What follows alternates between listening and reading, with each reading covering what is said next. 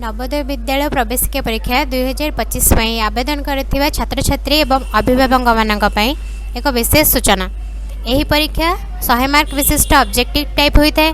एथिरे मोट 80 प्रश्न आसी थाए, जहाँकि प्रत्येक प्रश्नर मूल्य 1.25 मार्क। एही 80 प्रश्नर उत्तर 2 घंटे देबाको पड़ी थाए, जहाँकि प्रत्येक प्रश्न पई थाए 1 मिनिट 30 सेकेंड बा 1.5 मिनिट।